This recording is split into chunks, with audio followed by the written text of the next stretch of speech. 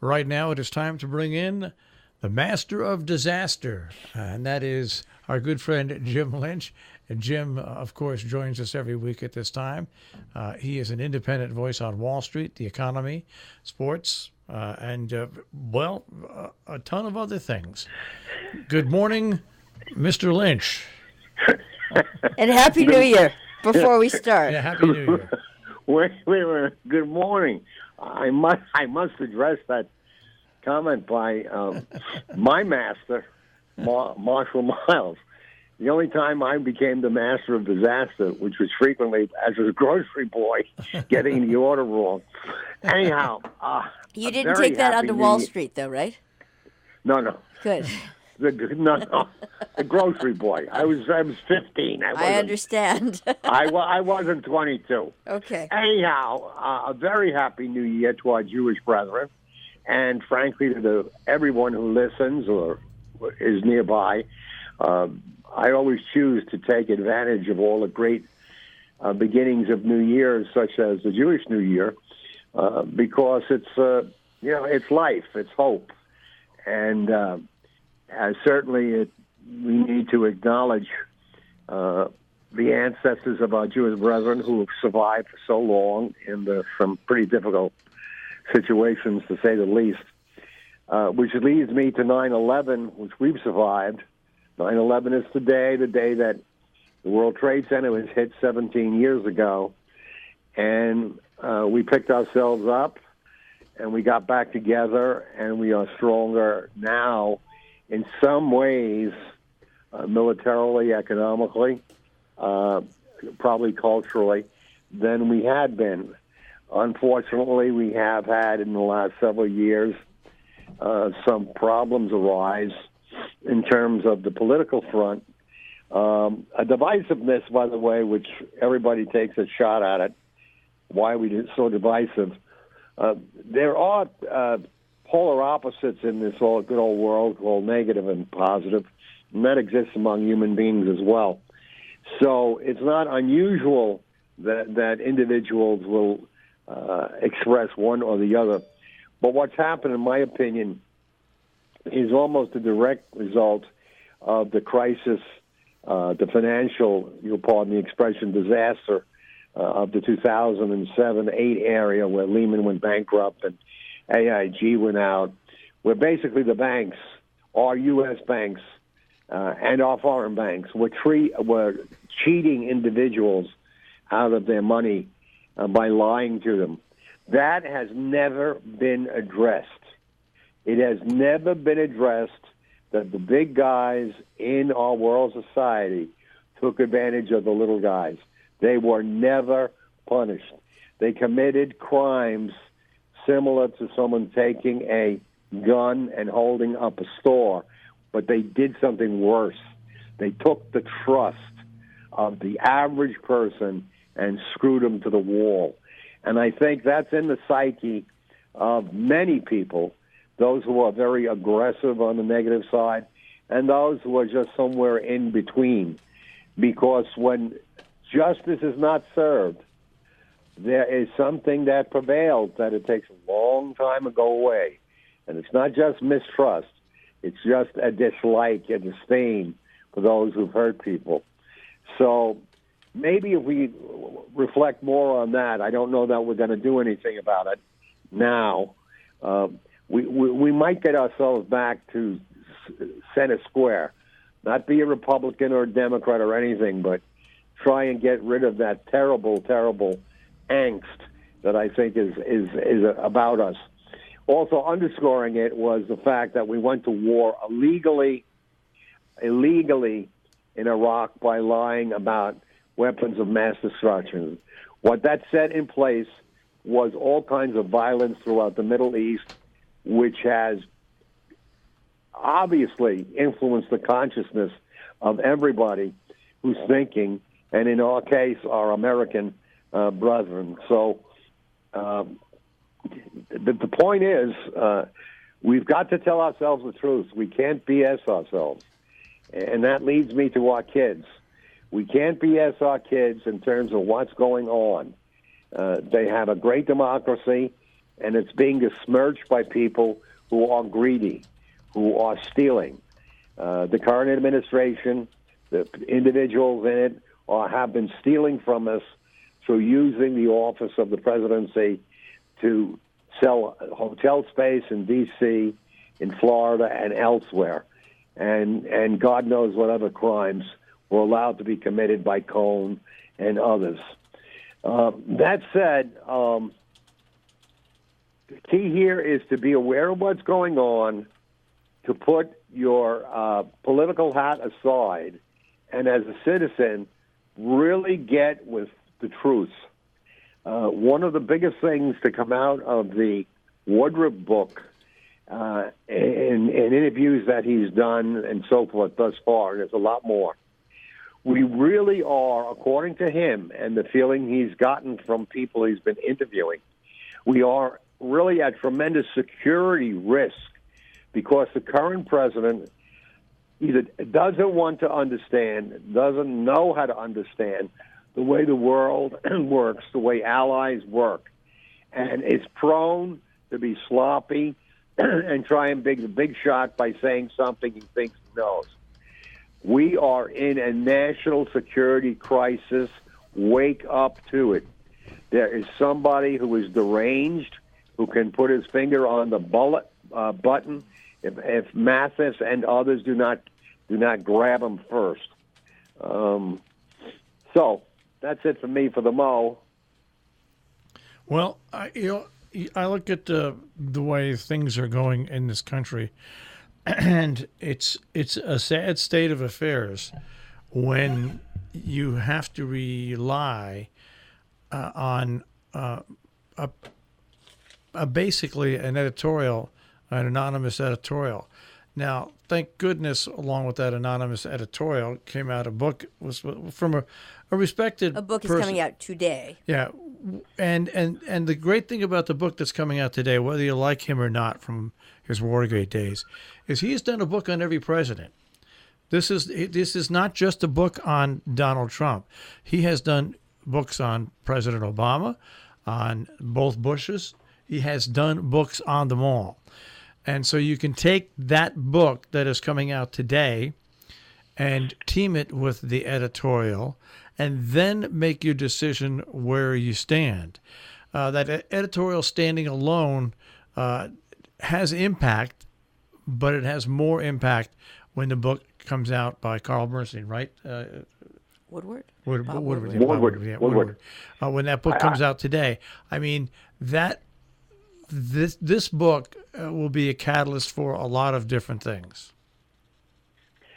Very well said. I want to remind us all that Bob Woodward, with Carl Bernstein, as young investigative reporters, hardworking, taking a lot of risks, because if they were wrong, they would have killed their career as in journalism.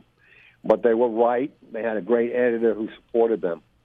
They were the main catalyst to begin the end of Richard Nixon. Now, in this instance, Woodward will not be the main catalyst of the end of Donald Trump. The main catalyst for the end of Donald Trump is Donald Trump. Donald Trump, the day he fired Comey, set in motion all of the things that have happened since regarding his presidency. He has continued to do what he always does, double down, never admit failure. He's number one. He knows everything. Well, it's a shame he did it, but he did it, and he's going down. He is the one who allowed Sessions to appoint a special counsel, as well he should. He was doing the correct thing.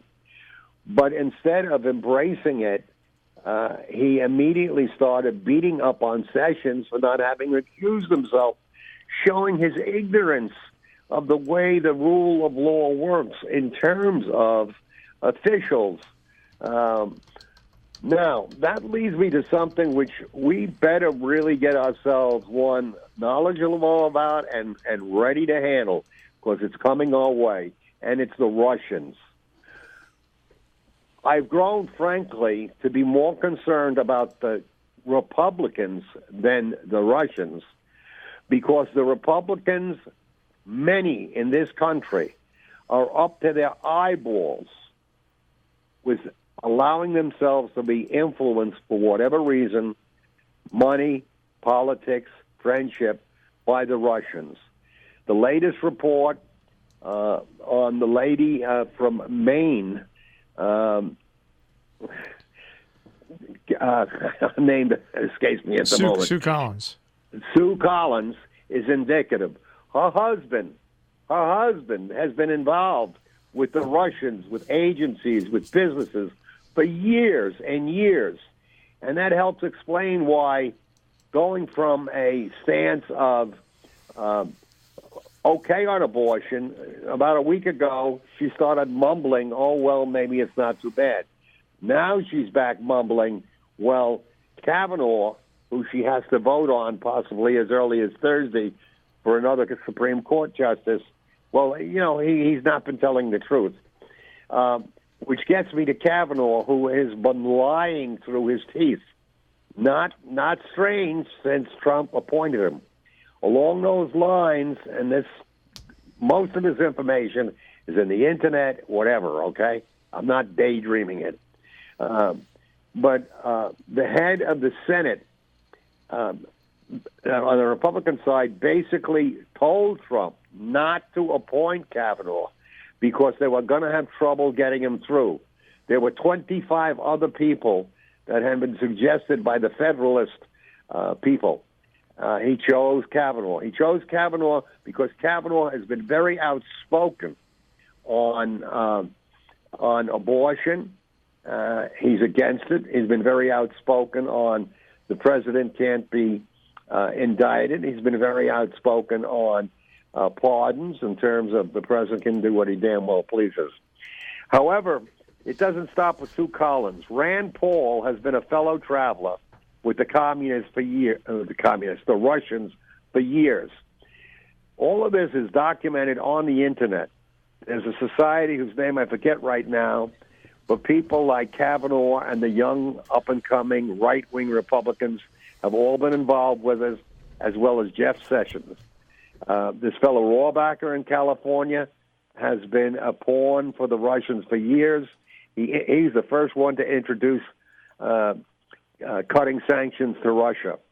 So when this comes out, and when Mueller comes out with his findings, I have a feeling we're liable to see a few more people indicted with the Republican label than Donald Trump. But we have to, Woodward really did a great job in terms of trying to raise our awareness to the fact that we have a national security problem.